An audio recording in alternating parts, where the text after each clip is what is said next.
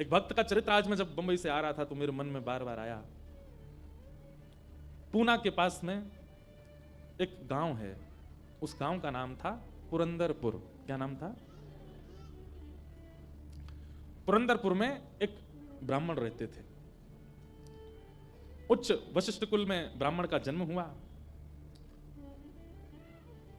थे तो ब्राह्मण, शिखा सूत्र भी रखते थे, तिलक भी लगाते थे, लेकिन ब्राह्मणों जैसा स्वभाव नहीं था, केवल स्वरूप था। एक बात याद रखिएगा, जात पात पूछे नहीं को, हरि को भजे सो हरि को हो। कितनी बार ऐसे ऐसे भक्त हैं जो जाति में भले ही श्रेष्ठ नहीं है, पर ठाकुर जी ने उनको ब्राह्मणों से भी ज्यादा महत्व दिया। श्री तुकाराम जी महाराज वे ब्राह्मण नहीं थे, पर श्री तुकाराम जी का अभंग सुनकर के छत्रपति श्री शिवाजी महाराज भी उनके सामने हाथ जोड़ करके बैठ जाते थे।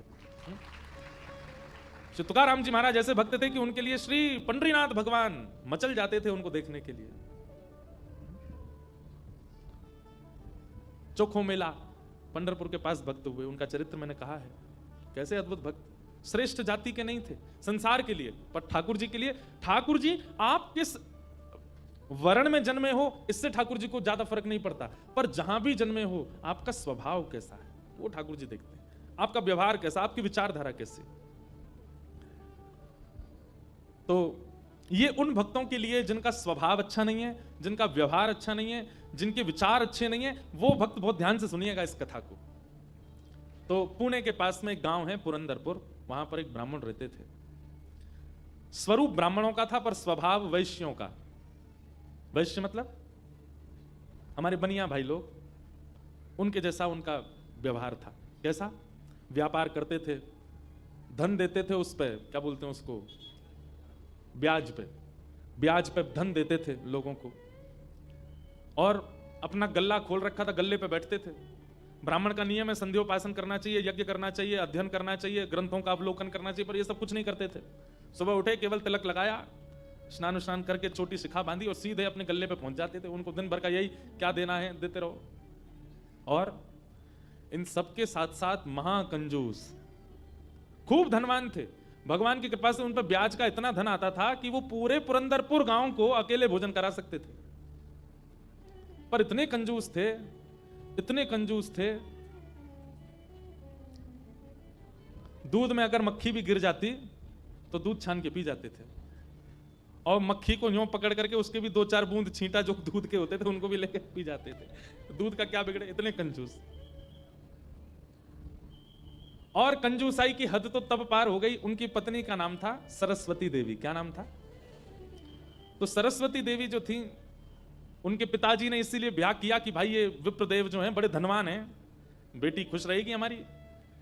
तो सरस्वती देवी का ब्याह हो गया। उनकी मां ने, पिता ने जितने गहने दिए, ब्याह के अगले दिन ही, सब लोग इधर देखो, बहुत ध्यान से सुनो कथा।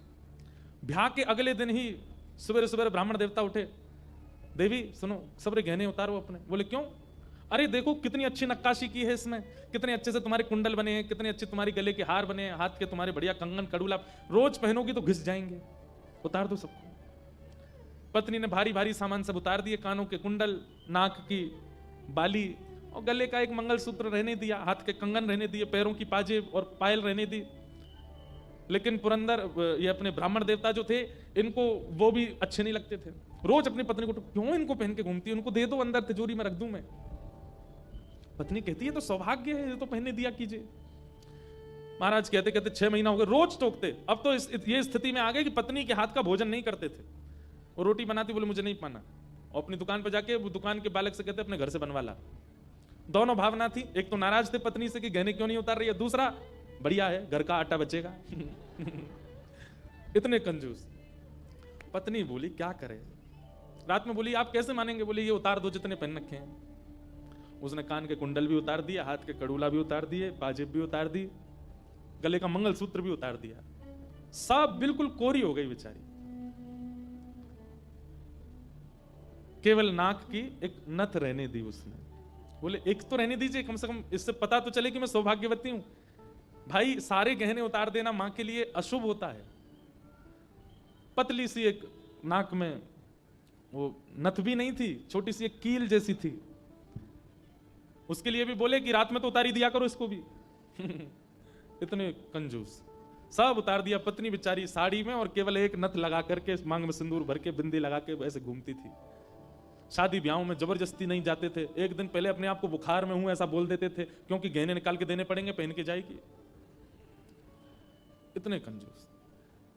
कभी कभी जो व्यक्ति अति में संसारी होता है ना, ठाकुर जी को उस पर भी बड़े मजे आते हैं देखने में। ठाकुर जी कहते हैं, मतलब एक बात हमारी सुनना बहुत ध्यान से, इधर देखना सब लोग। कई लोग ऐसे होते हैं, और आजकल ज्यादातर ऐसे होते हैं कि भक्ति में भी हैं और संसार में भी हैं। अभी उनको पता चला कि कोल्हापुर में कथा चल रही, तो कथा में भी आ रहे हैं, और 4 दिन बाद का उनका रिजर्वेशन भी है कि कब हमको क्लब जाना है, कब पार्टी करनी है, कब उल्टा सीधा खाना है, वो भी उनका फिक्स है। हमारी बात बहुत कान खोल के सुन लीजिएगा, ऐसों का उद्धार कभी नहीं हो सकता जो ना इधर के हैं ना उधर के। हम अपनी कथा में स्पष्ट कहते हैं, एक छोटी सी मेरी लाली बड़ी हो गई है, उसका ब्याह के लिए मैं बहुत दिन से वर ढूंढ रहा था, बड़ी मुश्किल से एक लड़का मिला है, अपनी बेटी का ब्याह करना है। बहुत जगह ठोकरें खा के मांगा मैंने, मुझे किसी ने सहायता नहीं दी, अंत में तुम्हारे द्वार आया हूं, यहां भी नहीं मिला, बेटी को क्या मुंह दिखाऊंगा, यहीं प्राण त्याग दूंगा, जहर मेरी जेब में ही रखा है। सरस्वती देवी तो बेचारी बड़ी भावुक। भक्त का ये स्वभाव है कि वो दूसरे की पीड़ा देख ही नहीं पाएगा, तब समझो वो भक्त है।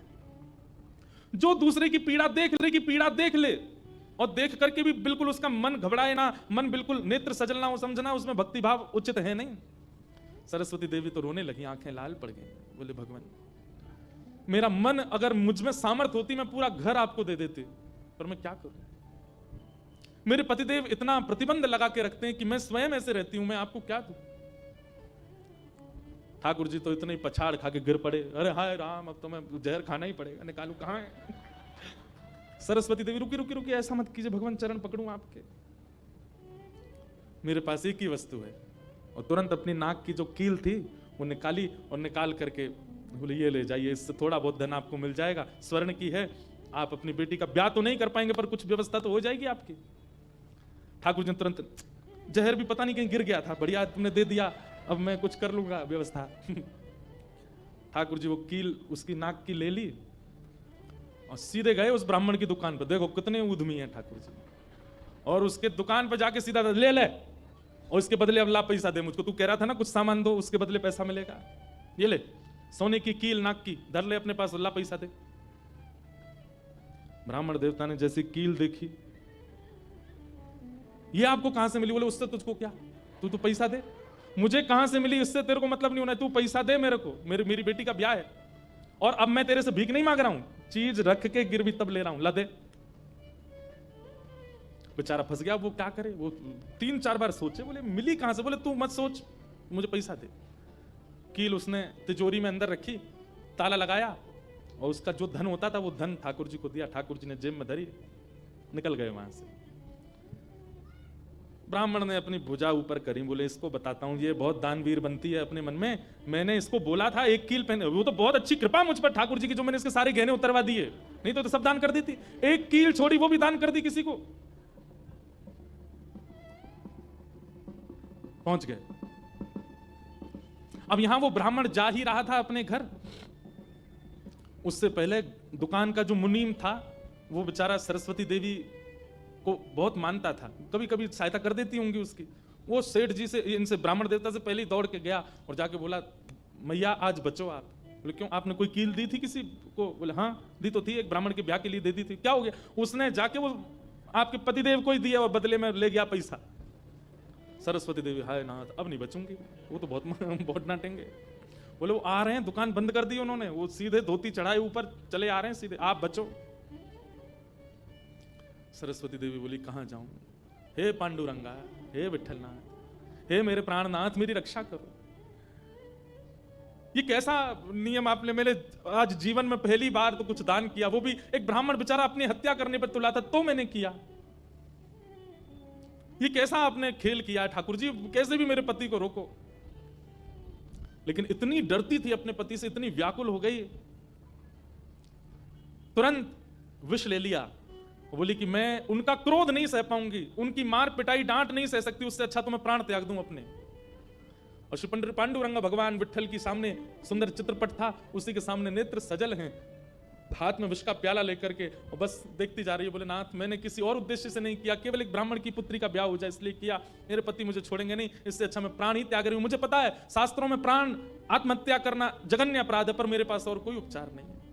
और जैसे ही अपने मुख से लगा करके विषपान करने लगी, इतने में ही ऊपर से वो नाक की कील आकर के उसके पात्र में ही गिरी, और जैसी खन्न से आवाज हुई, नेत्र खोल करके देखा, भीतर अपने हाथ को डाल करके जैसे ही निकाला तो वही नाक की कील उसके हाथ में आ गई। और नाक की कील हाथ में आते ही इतने में ही वो ब्राह्मण का प्रवेश हुआ।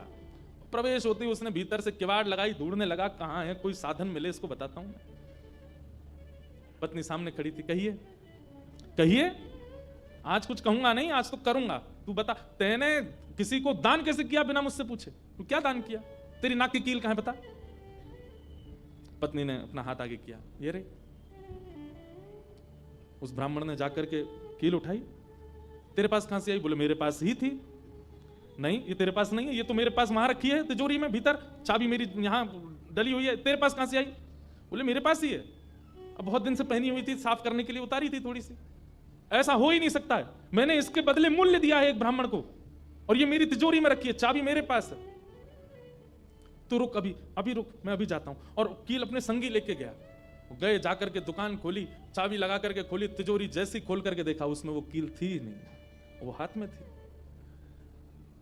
ब्राह्मण बोला ये कोई स्वप्न नहीं है, ये कोई अचंबा नहीं है, ये कुछ और है। नेत्र सजल हो गए, दौड़ करके घर आया, बोले मुझे सच बताओ क्या हुआ। पत्नी बोली सच बताऊं? बोले हाँ, मैंने ही ब्राह्मण को दी थी। हाँ, वो ब्राह्मण वृद्ध सा, उसके कुर्ते फटे थे, उसकी धोती उधरी सी थी। बोले हाँ, उसी को दी थी, वो मुझे दे के गया था, और मैंने ये तिजोरी में रखी, तो फिर तेरे पास आई कैसे? बोले मुझे जब पता चला कि आप क्रोध करके आएंगे और मेरे को बहुत सुनाएंगे, डांटेंगे, मारेंगे, तो मैंने सोचा कि मैं इससे अच्छा तो अपने प्राण त्याग दूं। और मैं पांडुरंग के सामने रोते हुए विष लेकर के हाथ में पीने को हुई, इतने में ही आपका घुसना हुआ, और ऊपर ना जाने कहां से वो नाक की कील आकर के इसमें गिर पड़ी। ये किसी और ने नहीं, और वो ब्राह्मण कोई और नहीं, साक्षात पांडुरंगा ही थे, वही आए थे, वही आए थे, वही ये सारी लीला करके गए हैं। मैंने जीवन भर भजन किया, जीवन भर विचार किया, दान करूं, पुण्य करूं, सत्कर्म करूं, यज्ञ करूं, पर आपने मुझे कभी अनुमति नहीं दी। अरे दुनिया के लोग कमाते हैं और दान करते हैं, पर हम कितने भाग्यशाली हैं कि स्वयं पांडुरंगा आए और आकर के हमारे कमाए गए धन को स्वयं लेकर के दान करवा के गए, ब्राह्मण बन के स्वयं अपने हाथ में लेकर के गए। ये आप पर और मुझ पर कृपा है। उसी समय ब्राह्मण ने मन में सोचा, मैंने जीवन में एक कार्य भी अच्छा नहीं किया, मैंने जीवन में एक कृत्य भी ऐसा नहीं किया जिससे ठाकुर जी मुझसे प्रसन्न हो, लेकिन मैं इतना अधम, इतना पापी नहीं किया। मैंने जीवन में एक कृत्य भी ऐसा नहीं किया जिससे ठाकुर जी मुझसे प्रसन्न हो, लेकिन मैं इतना अधम, इतना पापी, इतना दुष्ट, इतना अयोग्य, फिर भी मुझे ठाकुर जी ने इस योग्य समझा। और योग्य क्या समझा? मेरी दुकान पर आकर के ठाकुर जी याचना कर रहे थे कि मैं कुछ दे दूं। मैं कितना बड़ा दुर्भाग्यशाली कि ठाकुर जी मेरे द्वार पर आए और मैंने कुछ नहीं दिया उनको, उनसे हट किया, उनसे कहा कि कुछ लेके आओ तभी तुमको दूंगा। मेरी वजह से ठाकुर जी को श्रम सहना पड़ा। कितने कृपालु हैं बंधुओं ठाकुर जी, आपके अवगुण नहीं देखते। मैं एक बात कथा में कहा करता हूं कि मानव में और परमात्मा में अंतर क्या है? मानव वो जो सब अत्यंत गुणवान में भी अवगुण देखता है, और ठाकुर जी कौन? जो अत्यंत अवगुणी में भी एक गुण देख लेते हैं। इसमें ये गुण है। हम आप कैसे हैं? हमारे सामने 100 प्रशंसा कर दी जाए एक व्यक्ति की, और वो व्यक्ति हमारे सामने आ जाए तो हम उससे 5 मिनट मिलने के बाद जब वापस जाएंगे तो वो कहेगा बताओ कैसा था, अच्छा था ना लड़का, मैंने उसके बारे में तुमको बताया था, अच्छा ठीक था, लेकिन उसमें भी ये कमी थी। हम कमी बहुत जल्दी ढूंढ लेते हैं। और ठाकुर जी अत्यंत अयोग्य, अत्यंत विचलित व्यक्ति में भी एक गुण खोज लेते हैं, इसीलिए वो ठाकुर जी। उसी समय उस ब्राह्मण देवता ने विचार किया कि अब किसके लिए जीना है। अपनी दुकान बंद कर दी, दुकान को बेच दिया, घर को बेच दिया, और पत्नी के साथ आ गए श्री पंढरपुर। और पंढरपुर में विठल भगवान के आगे आकर के बहुत रोए, याचना करने लगे, नाथ मेरे दुकान पर आप खड़े हो गए आकर के, और मैंने आपको इस प्रकार से दुत्कार दिया, इस प्रकार से आपको कर दिया। बहुत रोए। आहा।